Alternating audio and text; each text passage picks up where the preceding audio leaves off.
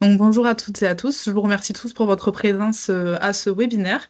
Je suis Laurie Lopez, chargée de communication et marketing chez Isociel et je suis ravie de vous accueillir pour ce webinaire, du coup accompagnée de Bénédicte Richoux-Petria, qui est consultante chez Sage. Et cette année, comme vous le savez, il y a un enjeu majeur qui est la facture électronique et son passage du coup et la mise en application au plus tard à septembre de cette année. Et du coup, l'objectif de ce webinaire, c'est de répondre un petit peu à vos questions, de vous présenter le contexte de la réforme et comment Sage et Isociel ils peuvent vous accompagner sur ce volet. Donc du coup, comme vous pouvez le voir, pour ce bon déroulement du webinaire, vos caméras et vos micros sont coupés, mais n'hésitez pas à poser vos questions dans le chat. Ce webinaire est aussi enregistré et du coup, nous répondrons à toutes vos questions en fin de session. Donc je laisse maintenant la parole à Bénédicte et je vous souhaite un bon webinaire. Alors, bonjour, bienvenue à ce webinaire sur la facture électronique. Et donc, je vais vous montrer comment nous allons vous accompagner pour cet enjeu majeur de cette année, de l'année prochaine et des années suivantes. Donc, ici, vous avez le menu du jour avec quelques rappels sur la loi pour recentrer le contexte. Et ensuite, les outils que nous allons vous proposer pour vous accompagner dans l'application de cette réforme. Donc, on va commencer par quelques rappels sur la loi de la réforme de la facture électronique, avec l'article du CGI, le Code général des impôts, qui dit qu'une facture électronique est une facture qui est émise, transmise et reçue sous une forme dématérialisée, avec des données obligatoires minimales sous une forme structurée, c'est-à-dire dans un langage spécifique, et qui va passer obligatoirement par une plateforme. La plateforme sera la seule façon de recevoir et d'émettre des factures électroniques. Il n'y aura que ce moyen, d'où l'obligation de choisir une plateforme. Donc l'essentiel, vous le savez, c'est une réforme fiscale pour renforcer la prévention de la fraude contre la TVA. D'ailleurs, ça marche très très bien, ça a rapporté des milliards à l'Italie, qui a déjà appliqué la réforme, parce que il faut savoir que ce n'est pas une réforme franco-française, c'est européen, mais c'est également mondial, puisque par exemple des pays comme le Brésil l'appliquent déjà depuis 15 ans. La facture électronique va concerner tous les assujettis à la TVA, que ce soit les assujettis redevables ou les non redevables. Et dans les non redevables assujettis, il y a par exemple les auto-entrepreneurs qui sont en franchise en base sous condition de seuil. Ils sont également soumis à la facture électronique. Il y a un calendrier d'application sur lequel on va revenir, mais je pense que vous le connaissez. Et donc, des nouveaux formats de factures obligatoires. Il y aura donc la facture X, C2I et UBL. UBL est le fichier que Sage a choisi pour émettre des factures électroniques, mais toutes les plateformes savent traiter les trois formats, que ce soit en réception ou en transmission. Et il y a également de nouvelles mentions obligatoires sur la facture. Il y en avait déjà, il y en a des supplémentaires. Et donc là, elles sont vraiment obligatoires. S'il en manque une, la facture ne pourra pas passer. Il y a de nouveaux circuits obligatoires de circulation des factures, donc avec de nouveaux acteurs, les solutions compatibles, ou SC, qui sont donc les solutions logicielles capables d'émettre et de traiter en réception des factures électroniques. Il y a le portail public de facturation qui va donc regrouper toutes les données issues des plateformes pour les transmettre à l'administration fiscale. Le but étant à terme, d'ici quelques années, que vos déclarations de TVA soient pré-remplies sur le modèle de la déclaration des revenus sur les personnes physiques, par exemple. Et donc, troisième acteur, les plateformes agréées. Chaque entreprise va devoir choisir une plateforme agréée. Donc, cette réforme est en trois volets. Le premier, donc, c'est la facturation électronique à proprement parler, qu'on appelle en bon français le e-invoicing, qui va permettre de déposer, de transmettre et de suivre les factures. Ce seront les factures B2B franco-françaises, donc entre professionnels français, et B2J, c'est-à-dire vers les collectivités locales, territoriales. Ce e-invoicing ne va pas s'appliquer en cas de facture B2C vers des particuliers ou B2B à l'international, que ce soit à l'export ou en intracommunautaire. Dans ce cas, il y a un second volet qui s'appelle le e-reporting de transaction. donc pour le B2C et le B2B international. Et donc, ce sera une extraction de vos données de facturation sous forme de tableaux qui reprendront les pays, leurs taxes, la TVA, le TTC de ces transactions et qui devra être transmis périodiquement à l'administration fiscale selon votre régime de TVA. Si vous êtes par exemple au réel normal, cette transmission devra se faire tous les 10 jours. Il y aura un deuxième e-reporting, c'est pour ça que je parlais de 3 volets, c'est le e-reporting des encaissements de prestations de services, puisque les prestations de services sont soumises au régime de la TVA sur les encaissements. Donc, il va falloir transmettre cette information d'encaissement de la facture sous forme de e-reporting, donc périodiquement. Le calendrier. Donc, toutes les entreprises françaises assujetties à la TVA devront pouvoir recevoir des factures électroniques à partir du 1er septembre 2026. À cette même date, les grandes entreprises, ici, vous voyez les seuils, et les entreprises de taille intermédiaire devront également être en capacité d'émettre des factures électroniques et des e-reporting. Cette seconde obligation concernera les TPE et les PME le 1er septembre 2027. Donc ici, le circuit de la facture électronique. Nous avons une entreprise A qui a, vous le voyez, une solution compatible, c'est-à-dire qu'elle peut émettre des factures électroniques, donc qui émet sa facture, la dépose sur sa plateforme, ici la plateforme agréée Sage Network. Cette plateforme va interroger le portail public de facturation à l'intérieur duquel se trouve l'annuaire des entreprises. L'annuaire des entreprises, c'est l'endroit où votre inscription à une plateforme agréée va être prise en compte. Donc, quand vous choisissez une plateforme et que vous vous inscrivez, cette inscription remonte dans l'annuaire et elle indique à quel endroit vous allez recevoir les factures. L'inscription, c'est pour la réception des factures. Donc, une fois que la plateforme a l'information de savoir quelle est la plateforme du client, elle va l'envoyer sur la plateforme du client qui va pouvoir la recevoir sur sa solution compatible. Et les informations vont donc être transmises à l'administration fiscale. Les factures vont avoir un cycle de vie qui sera traçable. Et ce cycle de vie sera rythmé par des statuts. Donc, il y a 4 statuts obligatoires déposés sur la plateforme pour émission, rejetés par cette plateforme parce que, par exemple, il manque une des mentions dont je vous ai parlé tout à l'heure, refusés par le client pour un motif qui est normé. Il y a une liste de motifs pour lesquels on peut refuser une facture et encaissés. Il y a 10 autres statuts recommandés ou libres, ce qui les porte au nombre de 14. Et Sage a décidé d'embarquer ces 14 statuts dans toutes ses solutions.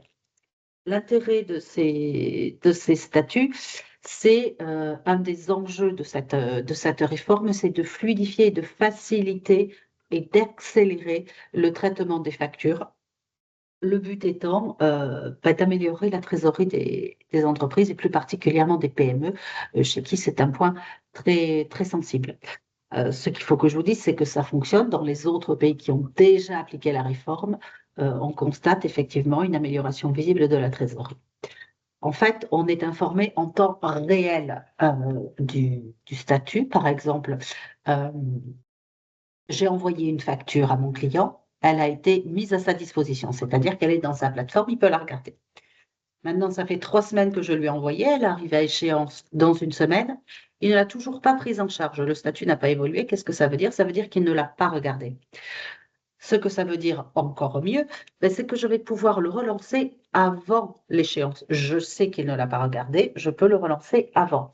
De la même façon, s'il l'a mise en litige, je ne vais pas attendre qui me reviennent vers moi ou qui me posent une question, je vais aller au-devant de là pour donner les informations nécessaires ou régler le problème pour que la facture soit réglée le plus rapidement possible.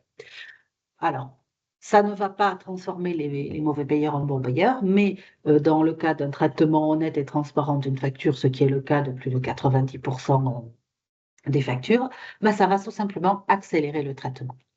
Voilà, c'est aussi simple que ça. Donc, de faire la facture électronique.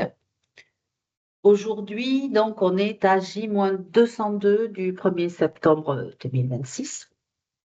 Mais en fait, dans les faits, on prend des vacances en juillet-août. On sait très bien que la France est au ralenti.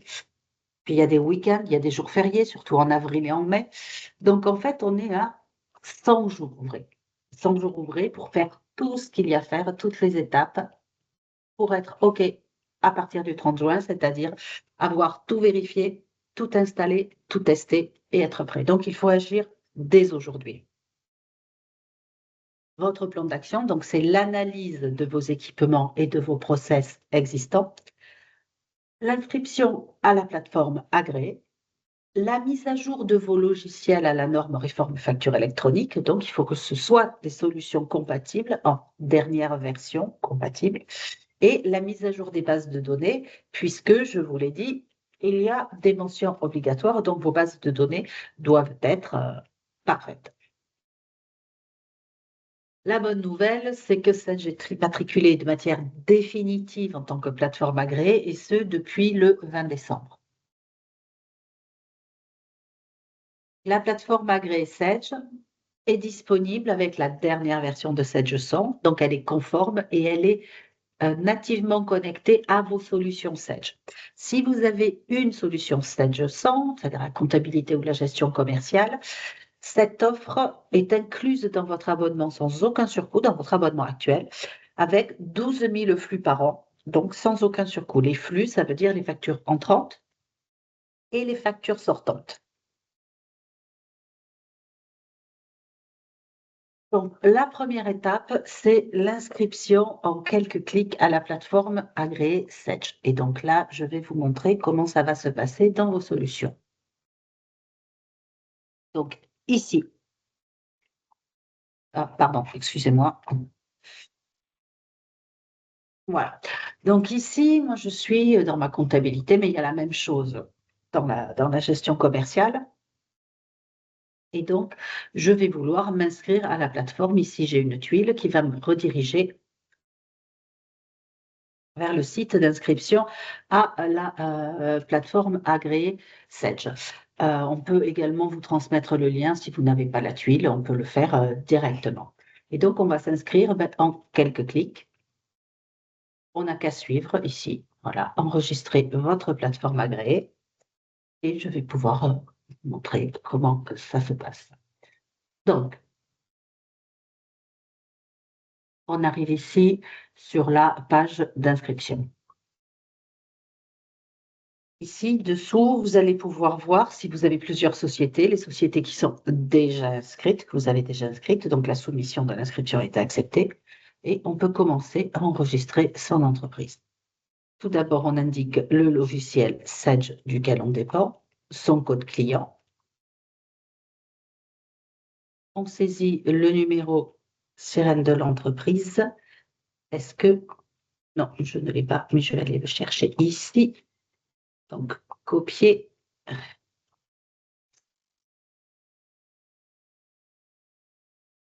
Et coller. Donc ici, une sirène. Il m'a trouvé, c'est très bien. Hop, je choisis l'adresse qui convient. Je continue. Je saisis mes coordonnées, ma fonction. Donc ici, mettons, je suis taf. Majuscule, c'est mieux. Je confirme mon identité. Je suis autorisée à agir pour l'entreprise. Je signe. Ici, puisqu'on a vérifié que c'était bien moi.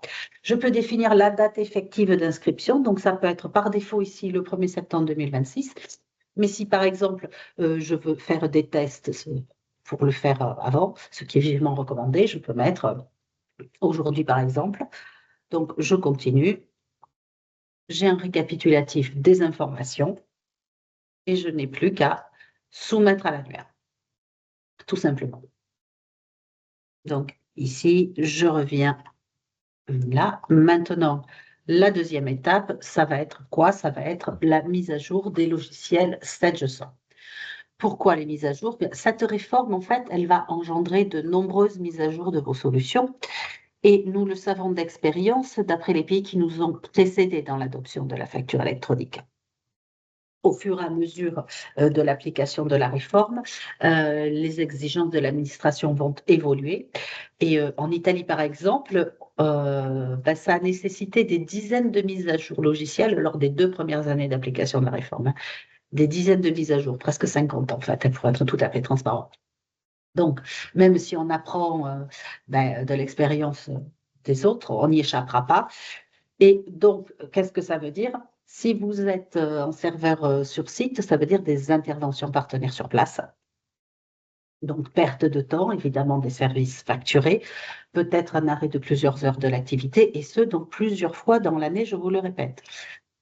Donc, ici, ce qu'on va vous proposer, ce qui est une alternative possible si vous le souhaitez, c'est de passer dans le cloud qui vous offre une solution fiable et simple pour être constamment à jour en temps réel et en évitant les interventions chronophages.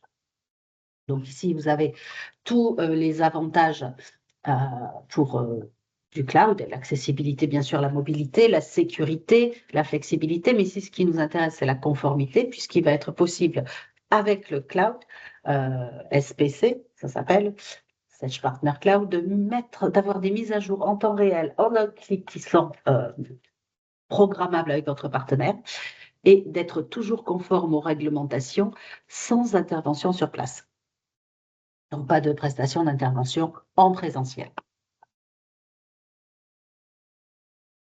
La troisième étape, je vous le disais, c'est la mise à jour des données sociétés et des données tiers.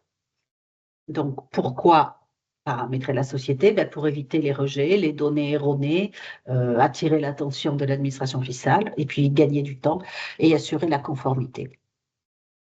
Et pour ça, Sage, si vous ne le connaissez pas déjà, va vous proposer Sage Data Clean and Control, SDCC.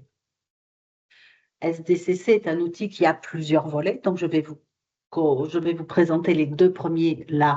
Donc, c'est le contrôle et la sécurité pour contrôler les données de vos tiers, SIRET, numéro intracommunautaire, etc., le pays, et fiabiliser la nature des flux. L'autre concerne la productivité avec des automatismes que je vous montrerai tout à l'heure. Et donc là, maintenant, on va passer donc sur SDCC. Donc, je vais fermer tout ça. Ici, plus besoin. Donc ici, je suis dans ma comptabilité et je remarque que dans mon plan tiers, je vais avoir 2 colonnes ici qui apparaissent avec SDCC. C'est le statut facture électronique et le motif. Ça vous indique si le tiers est prêt à la facture électronique avec une coche verte. En rouge, non, il n'est pas prêt. Et dans la colonne, il vous dit pourquoi. Comment corriger ça? Ici, lorsque vous avez SDCC, vous avez une tuile assistante de mise en conformité. On va pouvoir mettre en sommeil les tiers non mouvementés en définissant une date ici, contrôler les paramétrages de votre société et effectuer les contrôles sur la base de tiers. Donc, on peut le faire sur les clients, sur les fournisseurs, sur la totalité. Donc, ici, j'ai le résultat, tous mes tiers à compléter. Donc, ici, je vois, par exemple, ce client, je n'ai pas le SIRET. Je vais pouvoir ici le rechercher directement depuis ma solution Sage. Évidemment, ça bug. Non, c'est bon.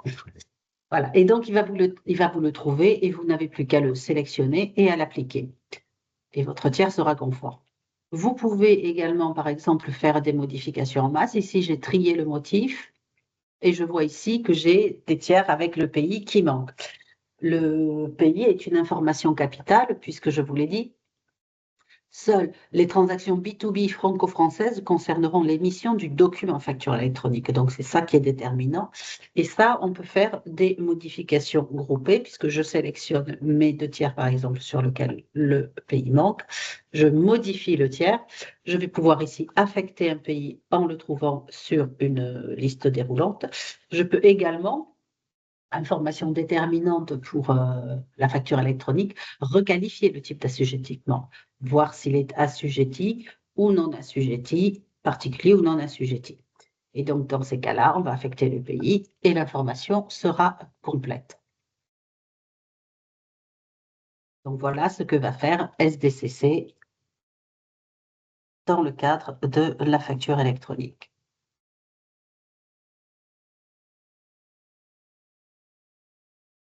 Donc, maintenant, comme ça, votre environnement logiciel est à jour, les bases de données sont prêtes et maintenant, que se passe-t-il? Je vais pouvoir émettre et recevoir des factures électroniques. Donc, je vais vous montrer comment on va recevoir la facture électronique dans Sage100 comptabilité et comment on va le recevoir dans Sage100 gestion commerciale. Donc ici, je suis dans ma comptabilité Sage100 et je vais vouloir recevoir une facture électronique. Donc c'est très simple.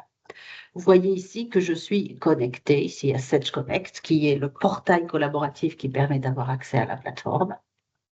Et ici, je vais tout simplement aller, attendez, hop, je vais passer dans la bonne fenêtre.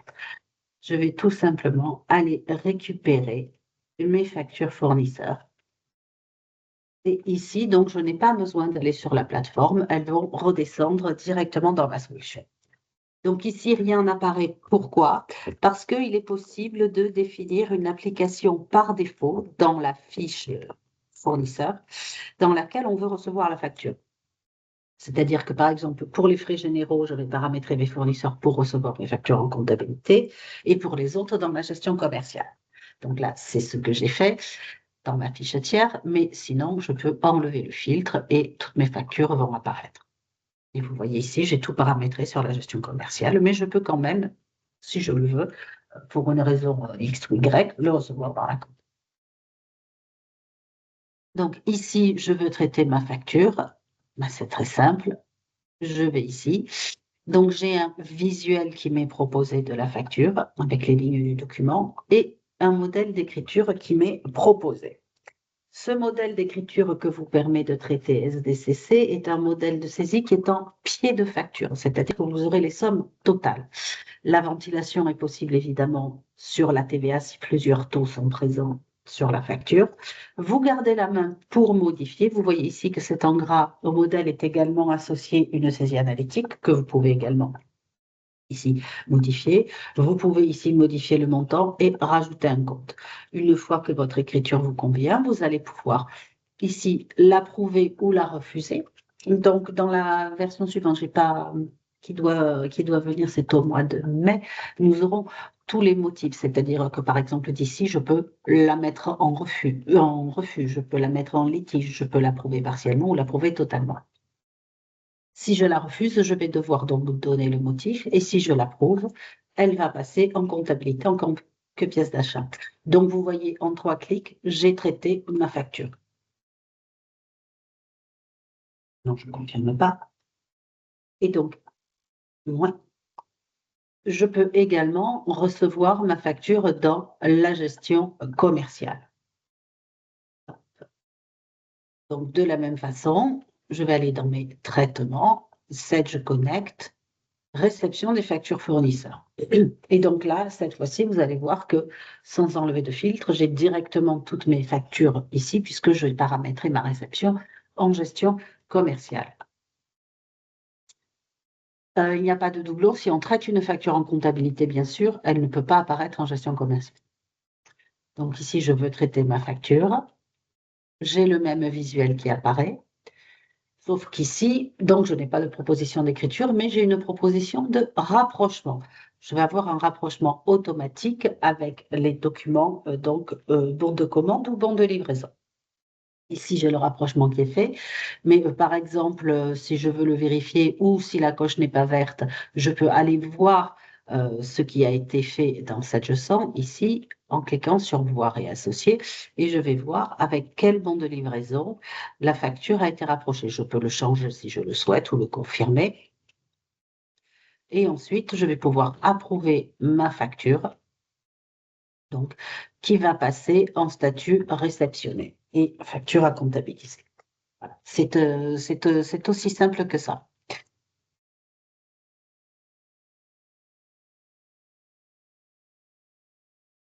Maintenant, euh, on peut aller encore plus loin dans le traitement des factures fournisseurs avec Sage Automatisation Comptable. Tout à l'heure, j'ai expliqué qu'en standard, SDCC, donc c'est le second volet d'SDCC, qui propose une comptabilisation du pied de facture.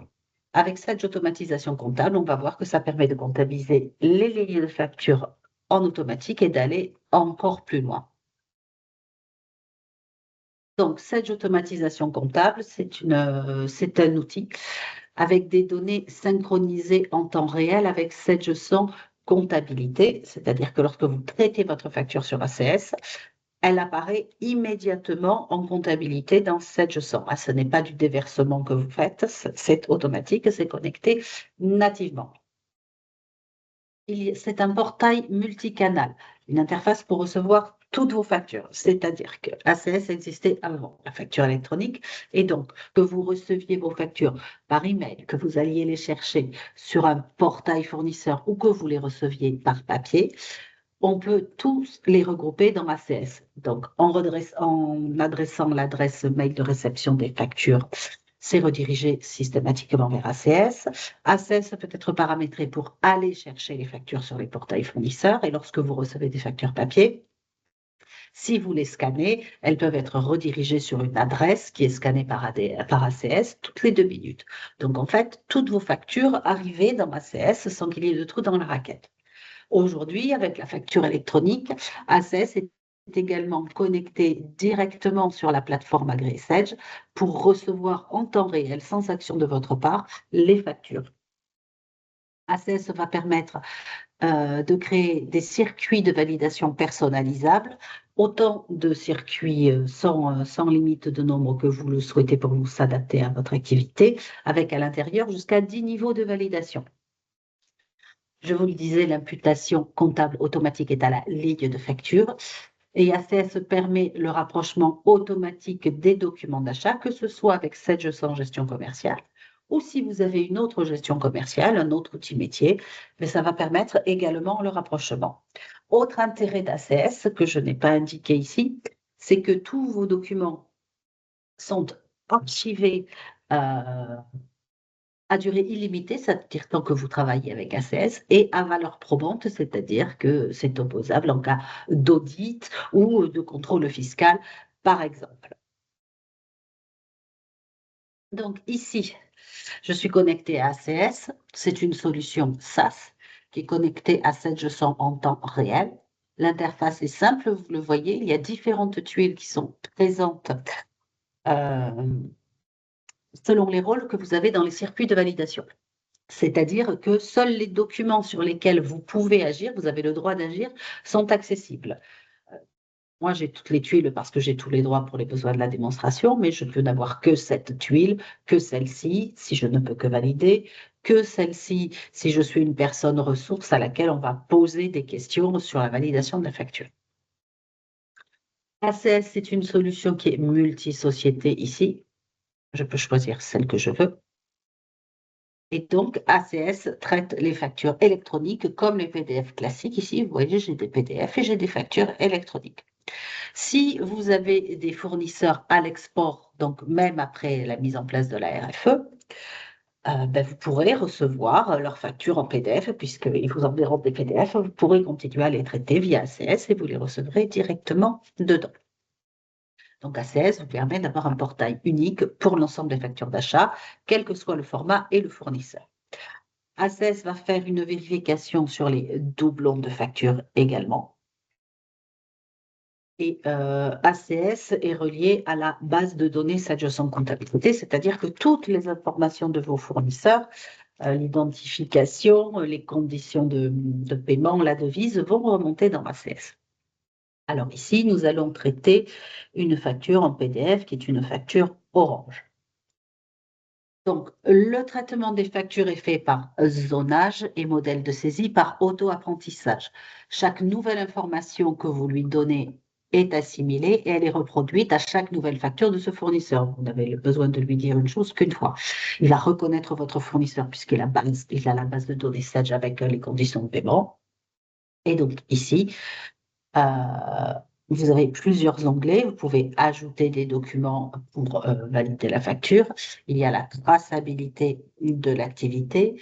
Il y a le contrôle de l'IBAN, c'est-à-dire la correspondance entre les coordonnées qui sont sur la facture et celles qui sont sur la fiche fournisseur. Et ensuite, selon les circuits, ici, vous avez des tuiles qui apparaissent. Vous voyez ici que je peux poser des questions à des interlocuteurs qui seront déterminés par le circuit de validation qui est associé à cette facture. Je peux la mettre en litige, je peux la transmettre à un valideur. Puis vous voyez là, j'ai pas le droit de mettre le bon à payer.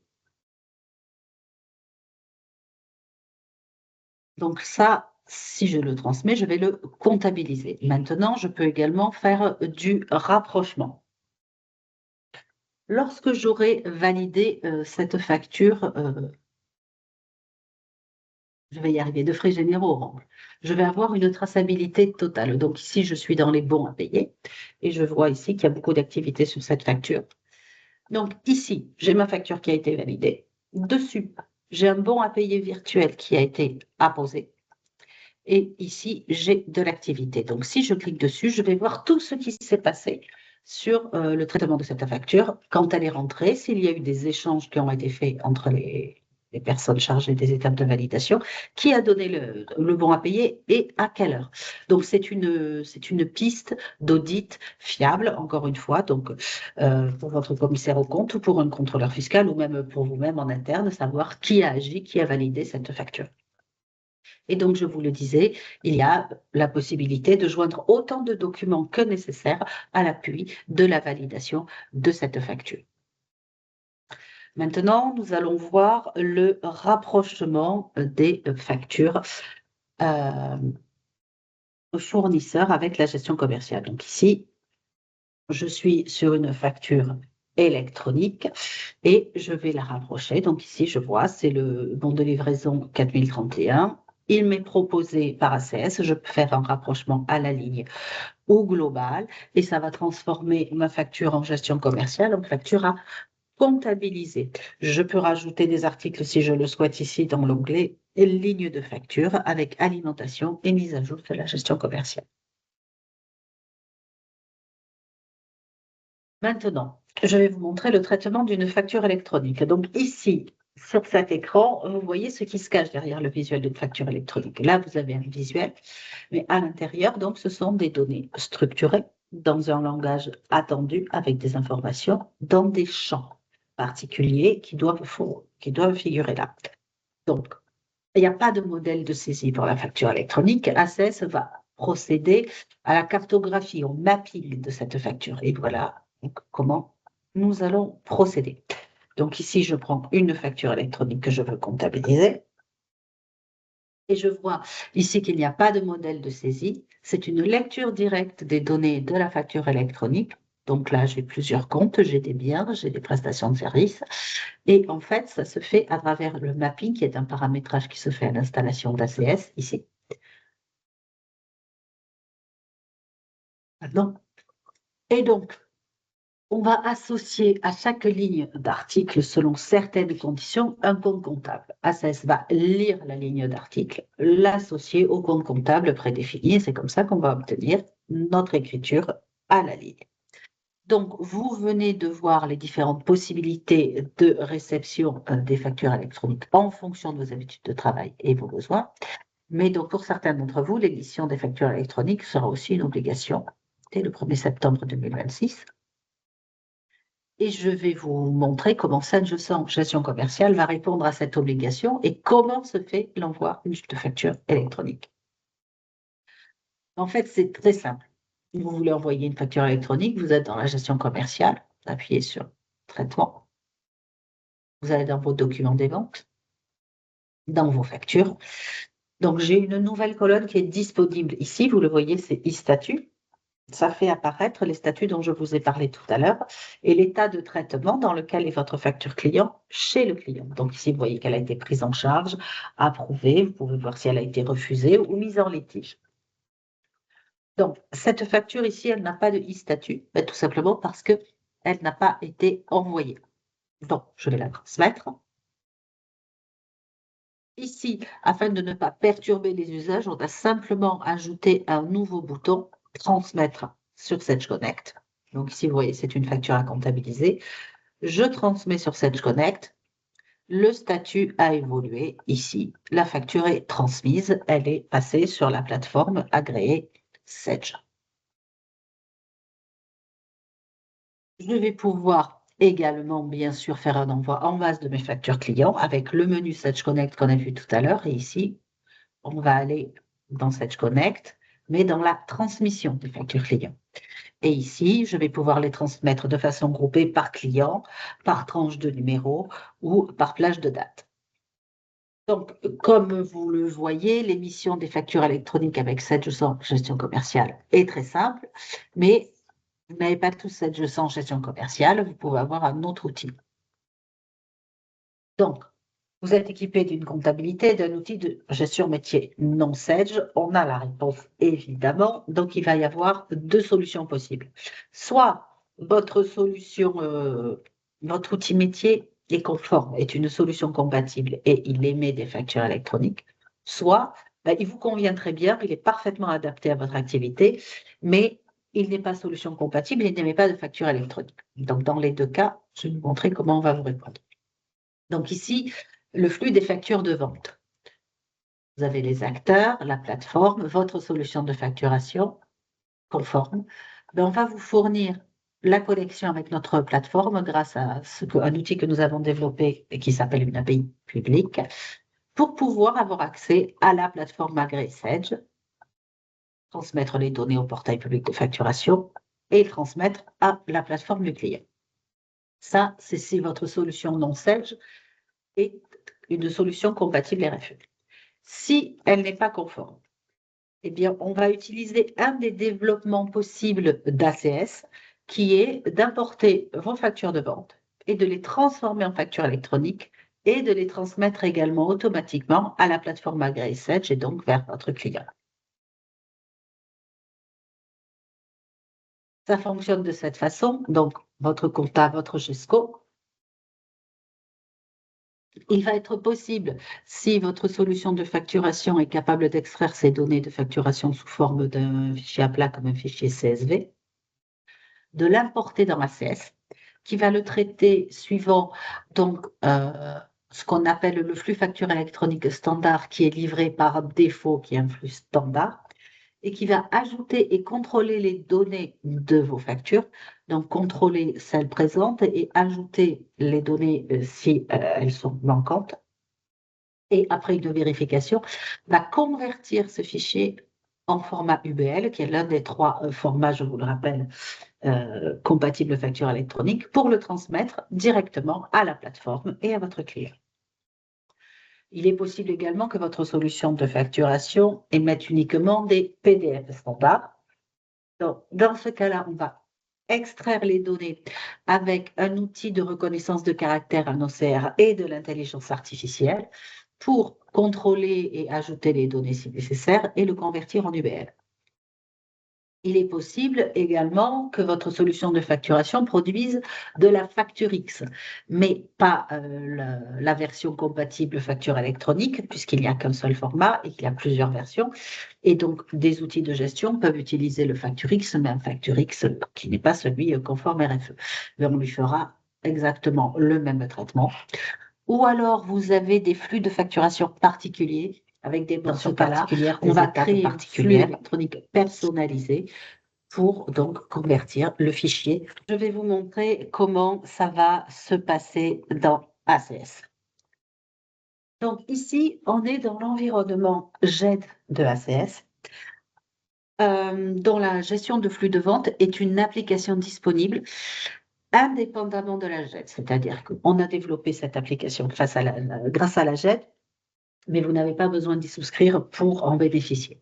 Donc ici, c'est accessible depuis autre flux de vente. On va entrer dans le paramétrage pour voir comment cela fonctionne ici. En fait, on va créer des types de documents. Donc, on a divers types de documents qui ont été créés, dont ici facture de vente et facture de vente ligne. facture de vente ligne va aller récupérer donc le contenu des lignes de facture, les articles par exemple, et les déverser dans l'application principale, facture de vente, que je vais vous montrer ici. Donc là, on a les informations générales et les rôles qui vont pouvoir agir sur ce flux. Après information donc générale, nous allons entrer dans le formulaire qui est le cadre en fait défini pour ce document avec toutes les informations à rechercher et à structurer, c'est-à-dire les mentions obligatoires. Donc ici, on a créé les champs qui vont chercher et appeler les mentions que l'on recherche dans une facture électronique pour pouvoir les alimenter. Et ici, vous voyez que l'application ligne de facture est bien remontée. On va cliquer ici sur étapes et vous allez voir donc les étapes que vont suivre ces documents. Donc, facture à émettre, transformer en UBL, transmission à la plateforme et les statuts dont je vous ai parlé tout à l'heure, émise, acceptée, rejetée ou en litige. Donc ici, je reviens sur retour, je reviens sur mes flux de vente. Donc ici, vous pouvez importer donc un PDF comme ici, ajouter un document, donc c'est ajouter un PDF, ajouter son document, c'est-à-dire remplir le formulaire manuellement, comme je vous l'ai montré tout à l'heure, mais bon, ça, c'est pas très utile, mais vous en avez encore la possibilité, ou vous pouvez importer un CSV, et donc c'est ce que je vais vous montrer. On va chercher son fichier, on l'importe naturellement, et donc ici, j'ai toutes ces factures qui étaient présentes dans mon fichier CSV. On peut sélectionner ici tous les documents groupés ou le faire un par un, donc là, je vais sur la première facture. Donc, le formulaire de tout à l'heure a été alimenté automatiquement par les données de facture. Et vous voyez en haut à droite la tuile transformation en UBL, qui est le format utilisé par Sage parmi les formats recevables. Donc, on va transformer. Et ici, on est dans le fichier document validé, donc transformé en UBL, facture émise. Donc, le fichier, la facture électronique a été créé. Et donc, ici, si je vais dessus, je vois le contenu du fichier, donc UBL, qui a bien été transformé avec toutes les mentions obligatoires que je vous ai montrées tout à l'heure. Maintenant, vous êtes prêt à recevoir et à mettre des factures électroniques. Comment le portail Sage Connect, dont je vous parle depuis tout à l'heure, va vous aider dans le traitement de vos factures? En fait, il va vous aider à suivre vos factures clients et fournisseurs. Donc, Sage Connect est notre portail collaboratif qui est ici accessible depuis la dernière version de Sage 100. Il est connecté nativement avec vos solutions et donc fait redescendre vos factures sans que vous ayez besoin d'aller sur la plateforme. Je vais vous montrer comment ça se passe. Donc ici, Sage Connect. Le portail est nativement connecté à Sage 100 et à la plateforme agréée Sage. Donc, vous retrouvez ici le tableau de bord de l'état de vos créances et dettes, compte débiteurs et créditeurs, le suivi de votre activité sur le portail et la messagerie, parce que vous pouvez échanger avec vos tiers à travers ce portail, qu'il s'agisse de tiers Sage ou non Sage, particuliers ou pas, étrangers ou pas. En fait, c'est un point de dialogue, c'est un portail de dialogue avec tout votre écosystème que vous pouvez inviter. Sage Connect est alimenté par vos bases de données Sage 100, les transactions clients depuis la gestion commerciale et les transactions fournisseurs depuis la comptabilité. Pour faire le point sur les factures fournisseurs en retard de paiement, il suffit de cliquer sur la ligne concernée, donc ici par exemple plus de 91 jours. Vous voyez ici l'état du retard des paiements. Là, je clique sur mon réseau. Tous vos tiers et contacts sont directement remontés de la base de données Sage 100 Compta et vous pouvez inviter donc tous vos tiers professionnels, particuliers Sage ou non Sage, à échanger avec vous via ce portail, en plus des échanges de factures électroniques via la plateforme. Qu'est-ce que ça veut dire? Ça veut dire que, par exemple, vous avez un client particulier pour lequel vous n'allez pas émettre une facture électronique, mais vous allez quand même pouvoir lui transmettre la facture via Sage Connect. En fait, il va y avoir un aiguillage dans votre gestion commerciale et dans Sage Connect, si le client est un B2B français, il va émettre une facture électronique et la transmettre via la plateforme. Et si c'est un client autre, il va émettre une facture et la transmettre via Sage Connect sans passer par la plateforme. Donc ici, on va pouvoir voir les transactions fournisseurs, par exemple. Nous sommes ici dans les factures fournisseurs, traitées ou en cours de traitement. Vous pouvez les trier selon différents critères, par exemple ici, la date d'émission. Ici, vous avez donc une facture à traiter. Vous visualisez votre facture. Vous pouvez l'approuver ou la refuser, comme je vous l'ai dit tout à l'heure, avant, ou alors zapper cette étape et la descendre directement dans vos outils, ou la mettre en litige. Et vous pouvez également visualiser l'historique du document, ici. Le cycle de vie est tracé et nous allons pouvoir également suivre le traitement des factures clients. Donc ici, je vais dans Paramètres. Il y a une autre solution là que je ne peux pas encore vous montrer qui va sortir dès la fin du mois. C'est pour simplifier et accélérer le règlement. Sage Connect va proposer des solutions de paiement, donc Stripe, PayPal par exemple, ou Bridge qui va permettre donc des virements sans création de compte et avec connexion directe avec votre service bancaire. Et donc, avec les factures de relance, le client aura directement un bouton pour payer ses factures depuis Connect. On va pouvoir également automatiser la planification de messages et de documents pour faciliter le traitement des factures ici. Envoi de solde du compte, présentation de la facture, rappel des échéances.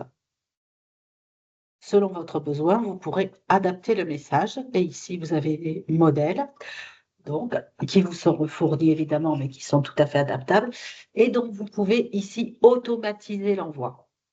Donc, vous le voyez, tout est prêt pour que vous entriez sereinement dans la réforme de la facture électronique.